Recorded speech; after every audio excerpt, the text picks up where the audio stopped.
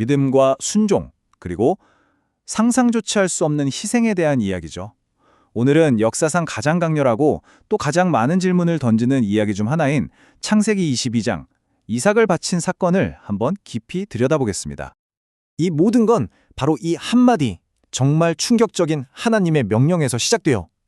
아브라함이 평생을 기다려서 얻은 그 약속의 아들 이삭을 말이죠. 네, 바로 이 질문이 이 이야기의 가장 핵심적인 부분일 겁니다. 그 답을 찾으려면 우리는 본문의 아주 세세한 부분, 단어 하나하나까지 짚어봐야 해요. 자, 그럼 같이 한번 시작해 볼까요? 모든 건 하나님의 첫마디에서 시작되는데요. 이 명령을 제대로 이해하려면 먼저 한 단어의 진짜 의미부터 확실하게 알아야 합니다. 자, 여기서 진짜 중요한 게 바로 시험하다라는 단어의 원래 의미예요. 이게 그냥 우리가 생각하는 그런 테스트가 아니고요. 원문에서는 악으로 유혹하는 게 아니라 그 사람의 믿음을 겉으로 증명하고 입증하기 위한 시련을 뜻합니다. 이 미묘한 차이가 사실 이 사건 전체의 성격을 완전히 바꿔놓는다고 할 수 있죠. 근데 왜 하필 내 족자라고 했을까요? 사실 아들에겐 이스마엘도 있었잖아요. 하지만 언약의 관점에서 보면 이삭은 그냥 아들이 아니에요. 하나님의 그 위대한 약속을 이어갈 유일한 상속자였거든요. 그러니까 이삭을 바치라는 건 아브라함의 미래 전부를 포기하라는 것과 같은 의미였습니다. 정말 엄청난 요구죠. 심지어 이 사건이 벌어지는 장소조차 정말 의미심장합니다. 모리아라는 곳인데 이 이름 자체가 보다 또는 계시라는 뜻을 가지고 있어요. 그리고 바로 이곳이 훗날 예루살렘 성전이 세워져서 수많은 세대가 하나님을 만나는 중심지가 될 운명의 땅이었던 거죠. 아브라함의 반응을 보면요. 단 1말의 망설임도 찾아볼 수가 없습니다. 그는 즉시 일어나서 길을 떠나요. 3일이면 정말 고민하고 또 마음을 바꿀 수도 있는 충분한 시간이거든요.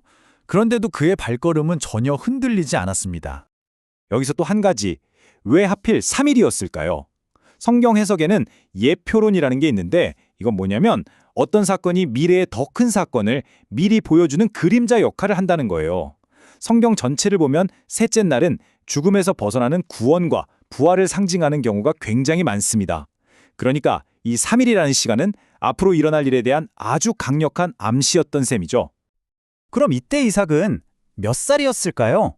학자들마다 의견이 조금씩 다르긴 한데 한 가지는 분명해요. 제사에 쓸 나무를 직접 짊어질 만큼 그리고 이 모든 상황이 뭘 의미하는지 어느 정도 이해할 만큼은 충분히 나이가 있었다는 점입니다.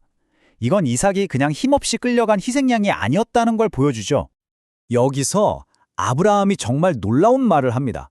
종들한테 우리가, 즉 자기 혼자가 아니라 이삭과 함께 돌아올 거라고 말하거든요. 이게 그냥 희망 섞인 거짓말이 아니에요. 설령 아들을 바친다 해도 하나님께서 어떻게든 그를 다시 살리시거나 다른 방법으로 약속을 지키실 거라는 그야말로 절대적인 믿음의 선포였던 겁니다.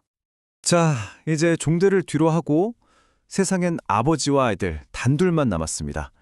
여정의 가장 긴장되는 마지막 순간이 시작되고 이 이야기의 상징적인 의미는 그야말로 정점을 향해 치닫습니다. 바로 이 장면, 기독교 신학에서는 이 장면을 굉장히 중요하게 봅니다. 왜냐하면 자신의 희생제물이 될 바로 그 나무를 직접 등에 지고 가는 이삭의 모습에서 훗날 자신의 십자가를 지고 골고다 언덕을 오를 예수 그리스도의 모습을 보기 때문이죠. 정말 강력한 상징이라고 할 수 있습니다. 이삭의 이 순수한 질문이 아버지의 마음을 얼마나 아프게 했을까요? 아버지, 불과 나무는 있는데 제물로 바칠 어린 양은 어디 있어요? 이 질문 하나가 이 이야기의 비극성을 정말 극대화시키죠. 이삭은 제사의식은 알지만 자비가 바로 그 제물이라는 건 꿈에도 몰랐던 거예요.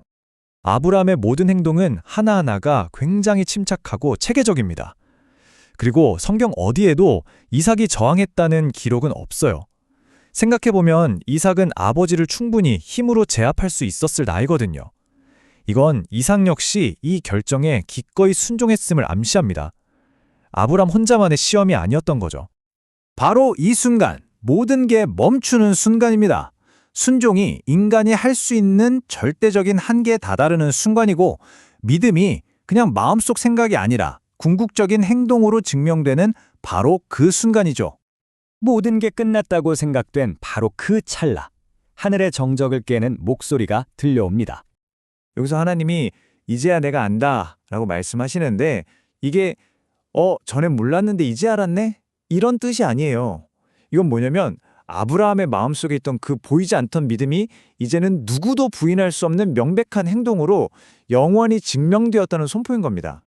그리고 아브라함은 그곳의 이름을 여호와 이레라고 짓습니다. 주님께서 준비하신다는 뜻이죠. 이게 앞서 아들이 양은 어디 있냐고 물었을 때 하나님이 친히 준비하실 것이라고 대답했던 그 예언적인 말이 덤불에 걸린 수량을 통해 실제로 이루어졌음을 기념하는 이름이 된 거예요. 이 궁극적인 순종에 대한 보상은 정말 상상을 초월했습니다. 하나님은 이전의 약속을 다시 한번 확인해 주시는데 이번에는 그냥 말씀하시는 게 아니라 당신 자신을 걸고 맹세까지 하세요. 이건 절대 변하지 않을 거라는 확증이죠. 이로써 한 민족을 넘어서 전 인류의 역사를 바꿀 유산이 완전히 굳건해지는 순간입니다. 하지만 이야기는 모리아산에서 끝나지 않습니다. 이 사건의 결말을 보면 정말 놀라운데요. 곧바로 다음 세대의 약속을 위한 무대가 준비되는 걸 볼 수 있어요. 갑자기 웬 족보 이야기냐 싶으시죠? 이게 그냥 나온 게 아니에요. 이삭이 사실상 죽음에서 돌아온 바로 그 시점에 그의 미래 아내가 될 리브가가 태어났다는 소식이 전해지거든요. 이건 하나님께서 약속의 아들을 구원하셨을 뿐만 아니라 그 약속을 이어갈 다음 단계까지 이미 다 준비하고 계셨다는 걸 보여주는 정말 멋진 장치입니다. 결국 이 이야기는 오늘 우리에게 묻고 있습니다. 과연 믿음이란 무엇일까요? 그냥 머리로 나는 믿어 라고 생각하는 신념일까요? 아니면 도저히 이해할 수 없는 순간에도 모든 걸 내어놓고 신뢰하며 결국 행동으로 옮기는 것일까요? 여러분은 어떻게 생각하시나요?